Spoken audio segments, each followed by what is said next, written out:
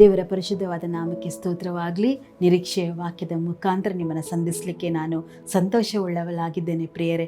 ದೇವರು ಒಳ್ಳೆಯವನು, ಆತನ ಕೃಪೆ ಯಾವಾಗಲೂ ನಿರಂತರವೂ ನೆಲೆಯಾಗಿರ್ತದೆ. ಇವತ್ತಿನ ಒಂದು ನಿರೀಕ್ಷೆಯ ವಾಕ್ಯಕ್ಕಾಗಿ ನಾವು 1 ಪೇತ್ರ 3ನೇ ಅಧ್ಯಾಯ 12ನೇ ವಾಕ್ಯ. ಯಾಕೆಂದರೆ ಕರ್ತನು ನೀತಿವಂತರನ್ನು ಕಟಾಕ್ಷಿಸುತ್ತಾನೆ, ಆತನು ಅವರ ವಿಜ್ಞಾಪನೆಗಳಿಗೆ ಕಿವಿಗೊಡುತ್ತಾನೆ, ಕೆಡುಕರಿಗೋ ಕರ್ತನು ಕೋಪ ಮುಖವುಳ್ಳವನಾಗಿರುತ್ತಾನೆ ಎಂದು ಬರೆದಿದೆ ಎಂಬುದಾಗಿ. ಕರ್ತನು ನಿತ್ಯವೂ ನಮ್ಮ ಪ್ರಾರ್ಥನೆಯನ್ನು ಕೇಳುವಂಥ ದೇವರು ಆತನಾಗಿದ್ದಾನೆ. ಯಾಕೆಂದರೆ ಆತನು ಮುಖ ಓರೆ ಮಾಡಿಕೊಳ್ಳುವಂಥ ದೇವರಲ್ಲ. ಯಾವಾಗಲೂ ಆತನು ನಮ್ಮ ಒಂದು ಸ್ವರದಿಂದ ಬರುವಂತಕ್ಕಂಥ ಮಾತನ್ನು ಕಟಾಕ್ಷಿಸುವಂಥ ದೇವರು ಆತನಾಗಿದ್ದಾನೆ. ಆತನು ಕೈ ಬಿಡದೆ ನಮ್ಮ ನಡೆಸುವಂಥ ದೇವರು ಆತನಾಗಿದ್ದಾನೆ. ಲೋಕದಲ್ಲಿ ಅನೇಕ ಕಷ್ಟ ಉಂಟು ಪ್ರಿಯರೇ, ಆದರೆ ಎಲ್ಲದರ ಮಧ್ಯದಲ್ಲಿ ನಾವು ಸ್ವಾಮಿಯನ್ನು ಹುಡುಕಬೇಕಾದ್ರೆ ದೇವರು ನಮಗೆ ಹೊಸ ಬಲ, ಹೊಸ ಕೃಪೆಯನ್ನು ನಿತ್ಯವೂ ನಿರಂತರವೂ ಆತನು ನಮಗೆ ದಯಪಾಲಿಸುವಂಥ ದೇವರು ಆತನಾಗಿದ್ದಾನೆ. ನಮ್ಮ ಜೀವಿತದಲ್ಲಿ ಚಿಕ್ಕ ವಿಷಯವಾಗಿರ್ಬೋದು, ದೊಡ್ಡ ವಿಷಯವಾಗಿರ್ಬೋದು, ಯಾವ ಒಂದು ಸ್ಥಿತಿಯಾಗಿದ್ದರೂ ನಾವು ಸ್ವಾಮಿ ಮುಂದೆ ತರಬೇಕಾದ್ರೆ ಸ್ವಾಮಿ ಅದನ್ನು ನಮಗೆ ಜಯವಾಗಿ ಮಾರ್ಪಡಿಸಲಿಕ್ಕೆ ಶಕ್ತಿ ಉಳ್ಳ ದೇವರು ಆತನಾಗಿದ್ದಾನೆ. ಮತ್ತಾಯನು ಬರೆದ ಸುವಾರ್ತೆ 7ನೇ ಅಧ್ಯಾಯ 7ನೇ ವಾಕ್ಯ ಹೀಗೆ ಹೇಳ್ತಿದ್ದಾರೆ, ಕೇಳಿಕೊಳ್ಳ್ರಿ ಆಗ ನಿಮಗೆ ಕೊಡಲ್ಪಡುವುದು ಎಂಬುದಾಗಿ. ನಾವು ಯಾವಾಗೆಲ್ಲ ಕೇಳ್ತೇವಲ್ಲ, ನಂಬಿಕೆಯಿಂದ ಕೇಳಬೇಕಾದ್ರೆ ಯಾವ ಸಂಗತಿಗಳಾದರೂ ಸಹ ಆತನು ಅದನ್ನು ದಯಪಾಲಿಸುವಂಥ ದೇವರು ಆತನಾಗಿದ್ದಾನೆ. ಆತನು ನಮಗೆ ಒಂದೇ ಕೇಳುವಂಥದ್ದು ಕೇಳಿಕೊಳ್ಳಬೇಕು. ನಾವು ಎಂಥ ಒಂದು ಸ್ಥಿತಿಗಳಾದರೂ ನಾವು ಇಹಲೋಕದ ಜನರ ಹತ್ರ ಹೋಗಿ ಕೇಳೋಕ್ಕಿಂತ ಮುಂಚೆ ನಮ್ಮ ಸ್ವಾಮಿ ಹತ್ರ ಕೇಳುವಂಥದ್ದು ಬಹು ಮುಖ್ಯ.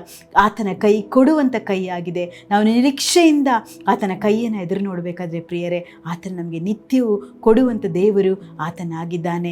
ಯಾವ ವಿಷಯಗಳಾಗಲಿ ಆತನ ಮುಂದೆ ನಾವು ತರಬೇಕಾದ್ರೆ ಆತನು ಅದನ್ನು ಪೂರೈಸುವಂಥ ದೇವರು ಆತನಾಗಿದ್ದಾನೆ. ಯಾಕೆಂದರೆ ಆತನ ನಮ್ಮ ಆಸೆಯನ್ನು ಸಹ ಪೂರೈಸುವಂಥ ದೇವರು ಆತನಾಗಿದ್ದಾನೆ. ಯೋಹನನು ಬರೆದ ಸುವಾರ್ತೆ 15ನೇ ಅಧ್ಯಾಯ 7ನೇ ವಾಕ್ಯ ಹೀಗೆ ಹೇಳ್ತದೆ, ನೀವು ನನ್ನಲ್ಲಿಯೂ ನನ್ನ ವಾಕ್ಯವು ನಿಮ್ಮಲ್ಲಿ ನೆಲೆಗೊಂಡದರೆ ನೀವು ಏನು ಬೇಕಾದರೂ ಬೇಡಿಕೊಳ್ಳ್ರಿ, ಅದು ನಿಮಗೆ ದೊರಕುವುದು ಎಂಬುದಾಗಿ. ನೀವು ನನ್ನಲ್ಲಿಯೂ ನನ್ನ ವಾಕ್ಯವು ನಿಮ್ಮಲ್ಲಿಯೂ ಬೇರೂರಬೇಕಾದ್ರೆ ನಾವು ಏನು ಕೇಳಿದ್ರೂ ಆತನ ನಮಗೆ ದಯಪಾಲಿಸುವಂಥ ದೇವರು ಆತನಾಗಿದ್ದಾನೆ. ಈ ಮುಂಜಾನೆ ವೇಳೆಯಲ್ಲಿ ಯಾವ ಒಂದು ಪ್ರಾರ್ಥನೆಯ ವಿಜ್ಞಾಪನೆ ಒಡನೆ ನೀವು ಸ್ವಾಮಿ ಮುಂದೆ ಬಂದಿದ್ದೀರೋ ಅದನ್ನೆಲ್ಲ ಆತನು ಈಡೇರಿಸುವಂಥ ದೇವರು ಆತನಾಗಿದ್ದಾನೆ. ಆತನ ಚಿತ್ತಾನುಸಾರವಾಗಿ ನಾವು ಕೇಳಬೇಕಾದ್ರೆ ಆತನು ಅದನ್ನು ದಯಪಾಲಿಸುವಂಥ ದೇವರು ಆತನಾಗಿದ್ದಾನೆ. ಆತನು ನಿತ್ಯವೂ ನಮ್ಮ ಸ್ವರವನ್ನು ಕೇಳಲಿಕ್ಕೆ ಬಯಸುವಂಥ ದೇವರು ಆತನಾಗಿದ್ದಾನೆ. ಪ್ರಿಯರೇ, ಯಾವ ರೀತಿ ತಂದೆಯು ತನ್ನ ಮಕ್ಕಳ ಸ್ವರವನ್ನು ಕೇಳಲಿಕ್ಕೆ ಬಯಸ್ತಾರೋ ಅದೇ ರೀತಿ ನಮ್ಮ ಸ್ವಾಮಿಯು ಸಹ ನಾವು ಮಾಡುವಂತಕ್ಕಂಥ ಪ್ರಾರ್ಥನೆ, ನಮ್ಮ ಸ್ವರವನ್ನು ಕೇಳಲಿಕ್ಕೆ ಆತನು ಇಷ್ಟಪಡುವಂಥ ದೇವರು ಆತನಾಗಿದ್ದಾನೆ. ಆತನ ಸನ್ನಿಧಿಗೆ ಹೋಗೋಣ. ದುಃಖದ ಸಮಯದಲ್ಲೋ ಎಂಥ ಸಮಯದಲ್ಲೋ ಆತನ ಸನ್ನಿಧಿಗೆ ಹೋಗಬೇಕಾದ್ರೆ ಆತನು ನಮ್ಮ ಬಲಹೀನತೆಯನ್ನು ತೆಗೆದಾಕಿ ಹೊಸ ಬಲವನ್ನು ಕೊಡುವಂಥ ದೇವರು ಆತನಾಗಿದ್ದಾನೆ. ಪ್ರಾರ್ಥನೆ ಮಾಡೋಣ. ಜೀವ ಸ್ವರೂಪನಾದ ತಂದೆಯಾದ ದೇವರೇ, ಅಪ್ಪ ಕೊಟ್ಟಂಥ ದಿವಸಕ್ಕಾಗಿ ಸ್ತೋತ್ರ ಸ್ವಾಮಿ. ದೇವರೇ, ಯಾರ್ಯಾರು ನಿನ್ನಲ್ಲಿ ಮೊರೆ ಇಡ್ತಾ ಇದ್ದಾರೋ ದೇವರೇ, ಯಾರ್ಯಾರು ಅಸಹಾಯಕ ಸ್ಥಿತಿಯಲ್ಲಿ ನಿನ್ನ ಮುಂದೆ ಇದ್ದಾರೋ ಸ್ವಾಮಿ, ಅವರ ಪ್ರಾರ್ಥನೆಯನ್ನು ಲಾಲಿಸುವಂಥ ದೇವರು ನೀನಾಗಿದೆಯಲ್ಲ ಕರ್ತನೆ. ಪ್ರಾರ್ಥನೆಯನ್ನು ಕೇಳುವಾತನೇ ನರರೆಲ್ಲರೂ ನಿನ್ನ ಬಳಿಗೆ ಬರ್ತಾರೆ ಎಂದು ದೇವರಿನ ವಾಕ್ಯದಲ್ಲಿ ಹೇಳಲ್ಪಟ್ಟಿದೆ ಸ್ವಾಮಿ.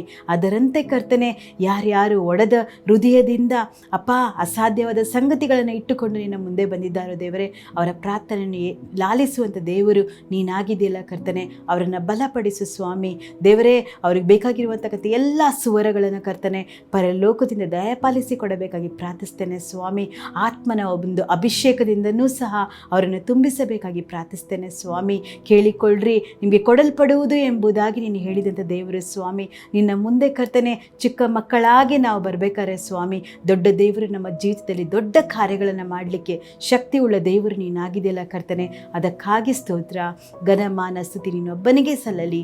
ಯೇಸುವಿನ ಹೆಸರಲ್ಲಿ ಬೇಡಿದ್ದೇವೆ ತಂದೆಯೇ, ಆಮೆನ್ ಆಮೆನ್.